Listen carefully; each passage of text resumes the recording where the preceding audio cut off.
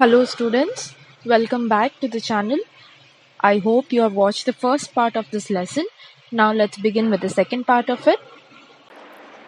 When I went up to university, I was given a room of my own.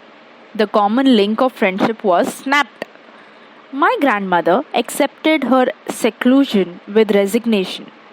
She rarely left her spinning wheel to talk to anyone. From sunrise to sunset, she sat by her wheel spinning and reciting prayers. Only in the afternoon she relaxed for a while to feed the sparrows. While she sat in the veranda breaking the bread into little bits, hundreds of little birds collected round her, creating a veritable bedlam of chirruping. Some came and perched on her legs, but she never shooed them away. It used to be the happiest half hour of the day for her. Now the grandson was grown up and he was ready to go to university, and he was given a room of his own at that time. So the common link of friendship was snapped, it was cut, that they shared the same room. Now my grandmother accepted her seclusion. What is seclusion? Isolation. So she was separated with resignation, that is, with surrender, with departure. She agreed with it. She rarely left her spinning wheel to talk to anyone. All the time, what she would do was, from sunrise to sunset, she would just sit and recite her prayers, and only in the afternoon she relaxed for a while to feed the sparrows. And that time was the best or the happiest time for her in the entire day. And while she sat in that veranda breaking the bread into small pieces so that the birds can eat it, hundreds of little birds used to come around, creating a veritable bedlam. What is veritable bedlam? Something interesting, and it was full of confusion. The sound of the birds, they were all chirruping, that is, crying. So some came and perched. What is perch? They sat on her legs, but she never shooed them away, she never drove them away, and she was very happy in that half an hour. When I decided to go abroad for further studies, I was sure my grandmother would be upset. I would be away for 5 years, and at her age, one could never tell. But my grandmother could. She was not even sentimental. She came to leave me at the railway station but did not talk or show any emotion. Her lips moved in prayer, her mind was lost in prayer. Her fingers were busy telling the beads of a rosary. Silently, she kissed my forehead, and when I left, I cherished the moist imprint as perhaps the last sign of physical contact between us. Now, finally, he decided to go abroad for further studies. And he was sure now the grandmother might be upset with him, that he is going away for 5 years, and at her age, no one could never tell. That is, we cannot guarantee. She was very old.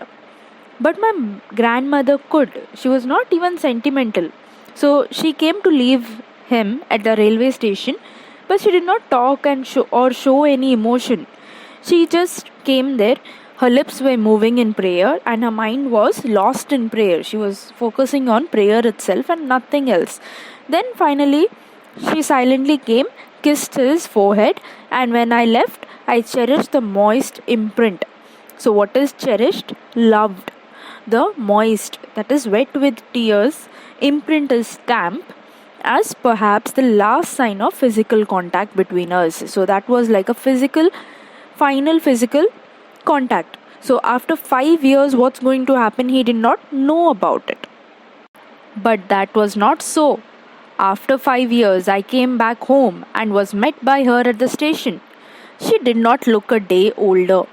She still had no time for words, and while she clasped me in her arms, I could hear her reciting her prayers.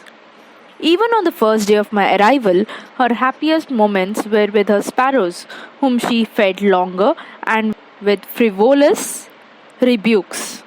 But that did not happen. So, after 5 years, when he came back home, He was very happy to see his grandmother there, and she had come to meet him at the station.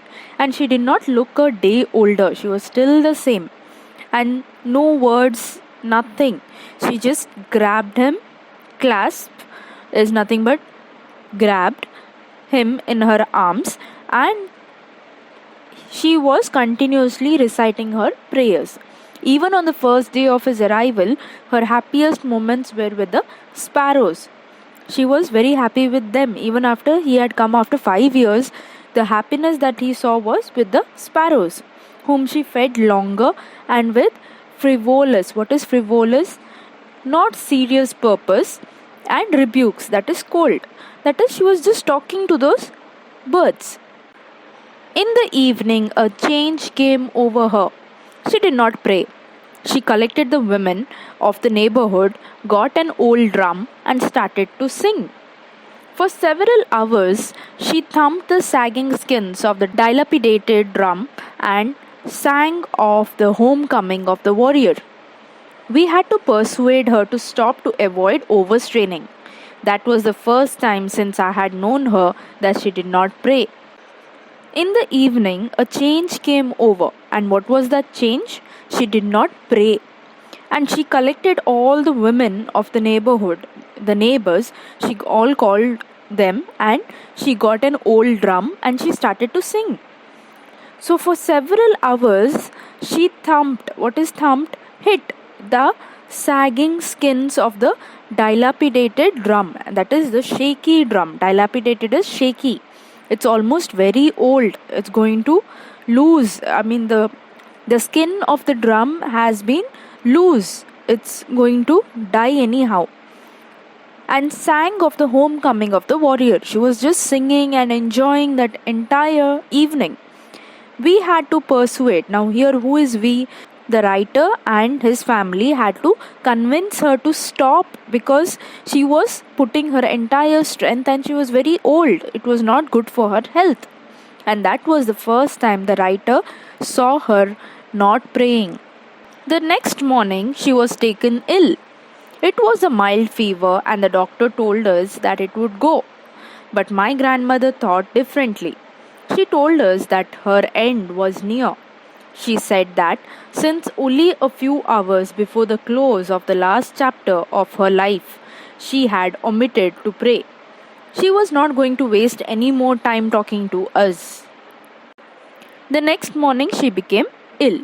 And it was just a mild fever, that was very little fever, and the doctor came and told that it would go away. It's no problem, nothing to be tensed about. But the grandmother thought differently. What she would tell them? That her end was near, that I know I'm going to die now. She said that since only a few hours before the close of the last chapter of her life, that is, she had omitted to pray. That is, omitted is missed out to pray. She told that she has not prayed, and that's why she knew that she was about to die. So without wasting any time, she said she wants to pray. She doesn't want to talk to anybody now. We protested, but she ignored our protest. She lay peacefully in bed praying and telling her beads. Even before we could suspect, her lips stopped moving and the rosary fell from her lifeless fingers. A peaceful pallor spread on her face, and we knew that she was dead. So the family members protested, but she ignored their protest. So she did not listen to them. She lay peacefully in her bed, praying and telling her beads.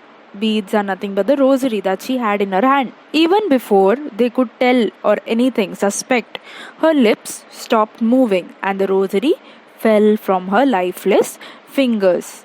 The rosary that she was praying with, it fell down. And a peaceful pallor. What is pallor? A pale appearance, a whiteness spread all over her face, and they knew that she had died. The sun was setting and had lit her room and veranda with a blaze of golden light. We stopped halfway in the courtyard. All over the veranda and in her room, right up to where she lay dead, and stiff wrapped in the red shroud, thousands of sparrows sat scattered on the floor. There was no chirruping. We felt sorry for the birds, and my mother fed some bread for them. She broke it into little crumbs, the way my grandmother used to, and threw it at them. The sparrows took no notice of the bread. When we carried my grandmother's corpse off, they flew away quietly. Next morning, the sweeper swept the breadcrumbs into the dustbin. And in the last paragraph, the writer tells that the sun was setting and her room was lit with all the lights, and the veranda, there was a light, like a golden light. And we stopped halfway in the courtyard outside, all over the veranda and in her room, right up to where she lay dead. And stiff, what is stiff? Hard, wrapped in the red shroud. Shroud is the burial clothes. Thousands of sparrows sat scattered on the floor. So it was in the courtyard, there was thousands of sparrows. They came there and there was no chirruping at all, no noise.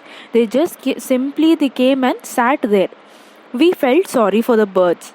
So the boy felt sorry, and the boy's mother, she went inside and brought some bread pieces. She broke it and she threw it, just like how the grandmother used to throw it. But the sparrows took no notice of the bread at all. They did not choose the bread at all. So when we carried my mother's corpse off, that is when they lifted the dead body of the grandmother, and what happened as soon as they started walking, all the birds flew away quietly.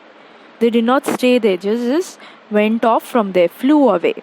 And the next morning, the sweeper came and swept all the breadcrumbs that were thrown on the courtyard, and it was put into a dustbin.